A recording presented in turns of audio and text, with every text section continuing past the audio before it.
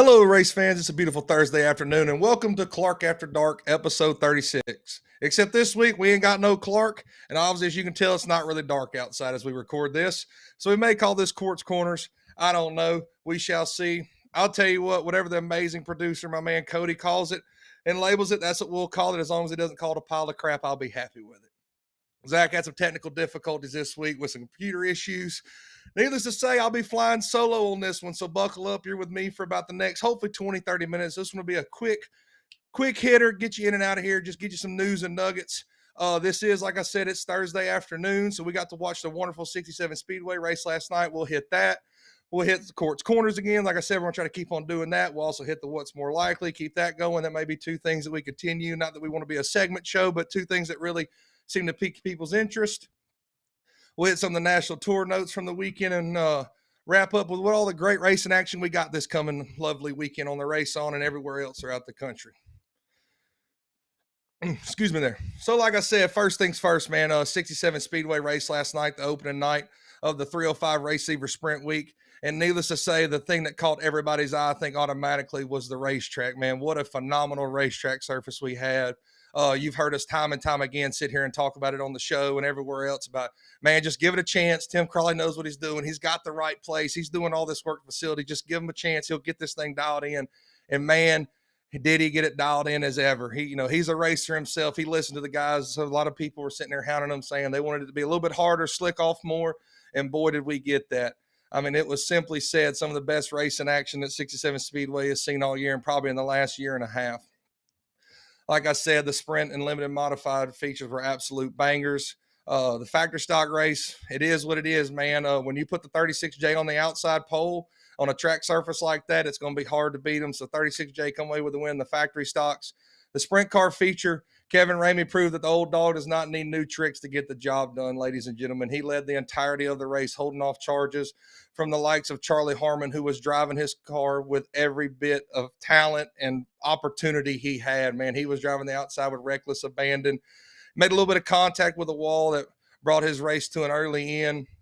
In the later portion of the race, the Pennsylvania native, man, shout out to Jacob Gamala, I believe is how you pronounce that. He drove all the way from Pennsylvania, and on the first night, man, of the Receiver Speed Week, he's out there contending for a win.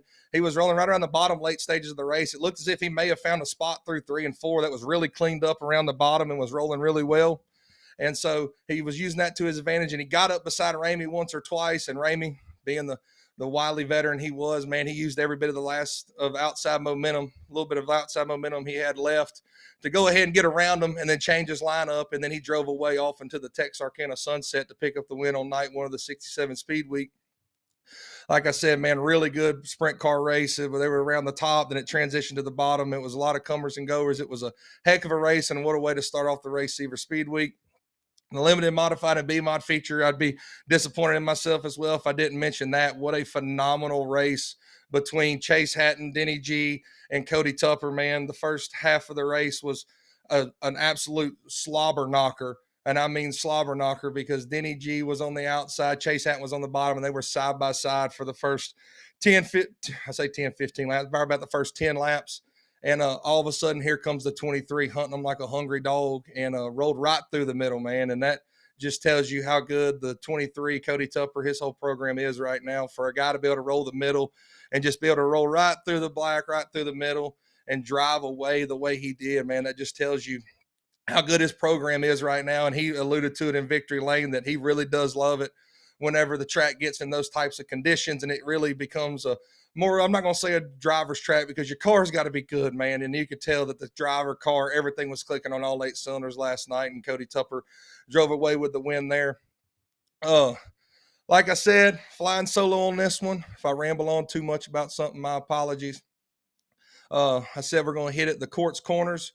This is a couple things, like I said, a couple different things I noticed. We may get on the technical side of some things, like my first topic this week would be from the Rev, K. Dillard, the 97 car, won at the Rev this weekend with the Comp Cam Super Dirt Series.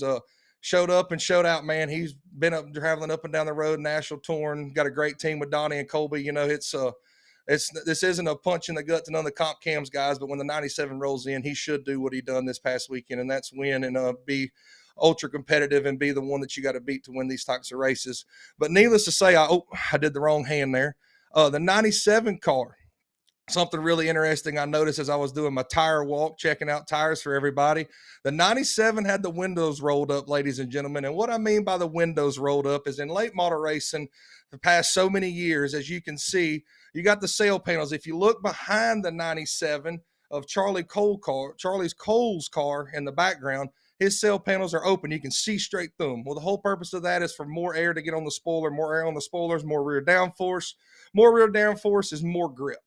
And so anyway, but when you roll the windows up, you get side force or whatever. There's a lot of different things that happens.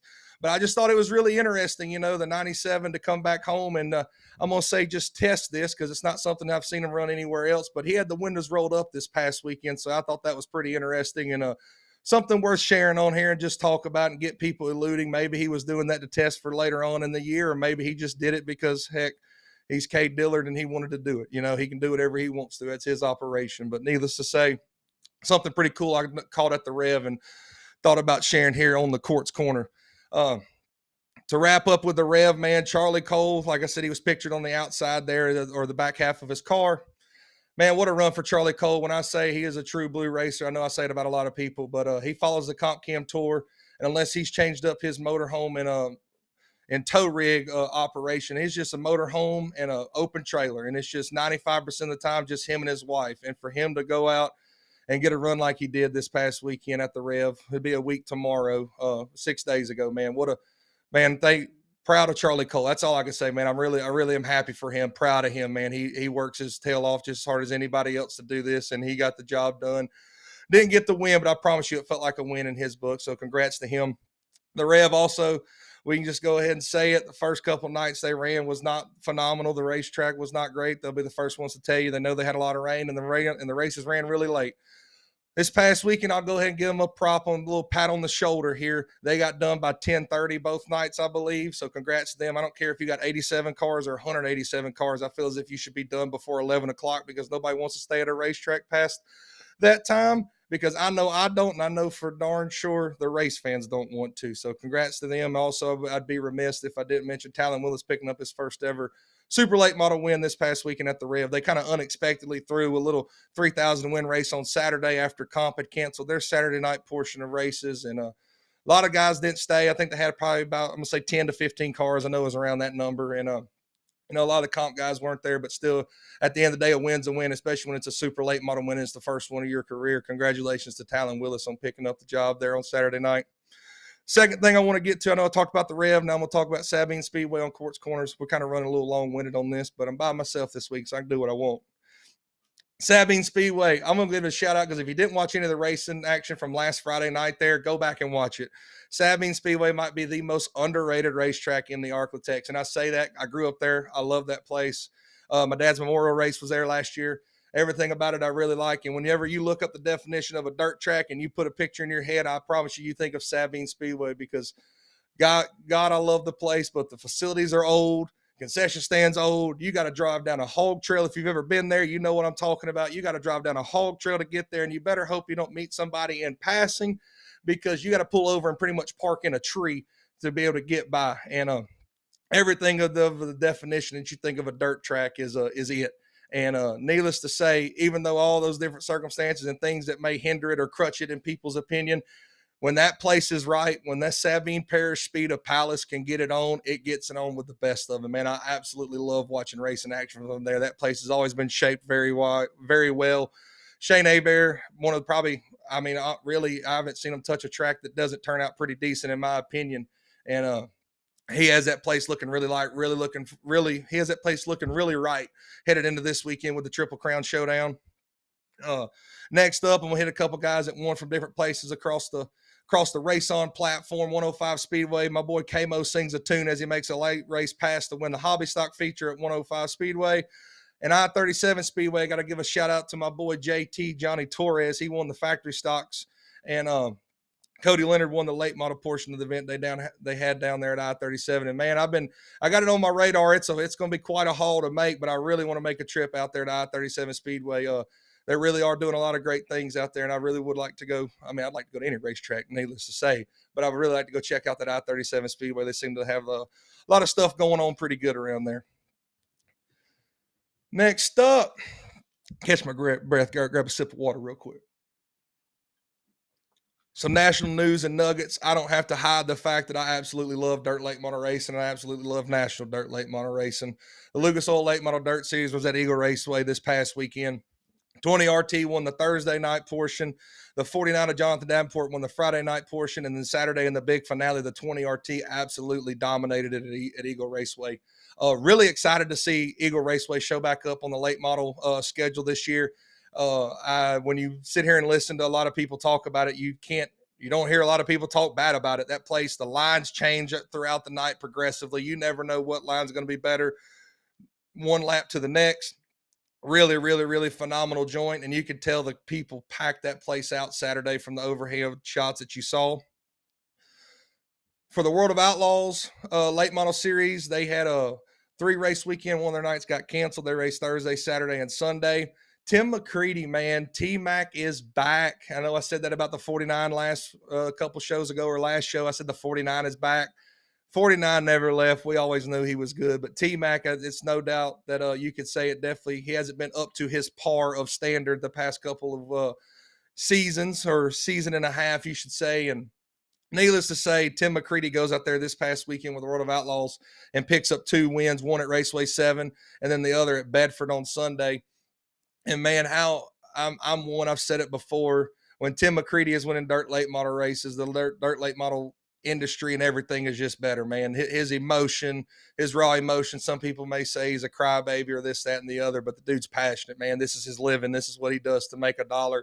And at the end of the day, just the passion he shows. I think on Thursday night, if I remember correctly, it was the same. It was really emotional because that'd be the same day that his dad had passed away a year before. And just that type of energy, man, and the energy he gives off, he's gonna tell you how it is. And really excited to see him back. They made those transitions from Rockets to Longhorns a couple weeks ago, and you could tell that McCready has really found that Longhorn to his liking. In between McCready's 2 wins, BP 32, Bobby Pierce picked up the win at Marion Center. Going to hit the high limit real quick. Justin Peck picked up a win at the Ransomville Speedway. World of Outlaws sprint cars went up north to Canada at the Oshweekend Speedway. Gravel swept both nights of action at Oshweekend Speedway up in Canada. It really is cool to see what Dave Gravel's doing this year. He is absolutely obliterating the stat board right now, and I believe the World of Outlaws put a post out there, and I wish I had it or made some notes off of it, but he's leading every single category you can think of, between laps led, top 10s, top 5s, wins. I mean, he is absolutely dominating them, and it's shaping up to be a record season for David Gravel with the World of Outlaws Tour if everything continues. Again, dirt late model guy to the bone here. I would be sad of myself, I've said that a couple times, if I didn't mention this past weekend's Hunt the Front action at Sugar Creek Speedway and Smoky Mountain. At Sugar Creek Speedway, Jimmy Owens picked up the win. Dale McDowell finished second, and I mentioned Dale McDowell in second because you turn around the next night at Smoky Mountain, Dale McDowell wins and Jimmy Owens finished second. The old dogs don't need no new tricks, folks. Dale McDowell, Jimmy Owens are still as good as they once was and as good as they ever was, man. It is, I love it as a dirt late model enthusiast. I'm not going to hide that fact. To have the 17M and the 20 still duking it out left and right is pretty cool, man. And it keeps all that young talent down there in the hunt. I say young talent, but the new and up and comer, as this Hunt the Front tour has really become more of a super, I'm gonna call it a super regional tour, not necessarily a regional tour, but the next stepping stone past a regional tour for a lot of those guys in the east, southeast portion of the country. And pretty cool to still see Dale McDowell and Jimmy Owens show them that you got to go through them to really break through to that next level and show who you really are. And shout out to them, man. I know the 17M, it's a big year for them. They didn't know for sure what their racing plans are going to be. They lost the Easy Go sponsorship at the end of last year, and they had to pick up some new sponsors. So really cool to still see them racing. And Jimmy Owens with his Kohler Motorsports team, you love to see them catch a stride. His last win was East Bay in 2024. So really happy to see both of them still up front competing. It's not like they weren't ever competitive in the past year and a half, but you just love to see it happen on the same weekend with them two duking it out, and they were laughing and cutting up about it both nights. So As I say all that, I hit all the national tour nuggets. We're going to hit the what's more likely. And I know the last weekend I wasn't great at it. Zach called me out on it, said my what's more likely was too easy. It's probably going to be too easy again this weekend, ladies and gentlemen. I'm doing the best I can. This is definitely more of Zach's forte. He has the great mind and can elaborate. I don't know. I'm just a good looking face for the podcast. You know what I mean? That's all I'm here for. But the what's more likely, first one I want to hit would essentially be what's more likely, Tim McCready or Brandon Overton makes a bid for their championship. And I say that as Tim McCready runs the World of Outlaws. Brandon Overton runs the Lucas Oil Late Model Dirt Series. Tim McCready currently is fifth, 220 points out of the World of Outlaws lead. And we all know who's leading the World of Outlaw points. And if you don't know, it's Bobby Pierce. Bobby Pierce has absolutely tore up the World of Outlaws tour this year. But Tim McCready is 220 points out. Does he have a better chance of winning the championship over Brandon Overton, who is currently sixth in points, 485 points out from first, which Lucas and Outlaws, they got different points. So it's hard to really compare and get accurate numbers. It's not like we're looking at yards per game or anything like that. And Lucas also does a Final Four reshake. But as with the way we sit right now, I believe last weekend, the 76 only had one top five finish. And he is currently fallen out of the top four to make the rerun or the top four race for the championship for Lucas. He has fallen out of that. He is in sixth right now. And McCready, coming off his best weekend in the last year and a half, picking up 2 wins, he has slowly worked his way back up to fifth in points. So that just gives you something to think about, race fans. Whoever's listening to this, it may just be my family listening to this. I don't know, but think about it. What's more likely, T-Mac or 76 makes a bid for the championship in their respective series? Something to really think about, something we could talk about. Hopefully next week Zach will be on here and we can talk about it a little bit more. Next thing on the what's more likely, something to hit home as we drive this show on home to wrap it up for this week on Clark After Dark, Cort's Corners, whatever it may be. The next what's more likely, someone wins 2 factory stock races of the Triple Crown Showdown, or someone sweeps the B mods for the weekend. So I say that. I'm going to hit it again. Someone wins 2 factory stocks race. Oh, I keep on stuttering. Lord have mercy. What's more likely? Someone wins 2 factory stock races of the Triple Crown Showdown, or someone sweeps the B mods for the weekend of the Triple Crown Showdown. I know we don't have extra money for the B mods or nothing this weekend, but a lot of the pay they've upped the purse for them, but it's not the $1,500 to win like the factory stocks are racing for.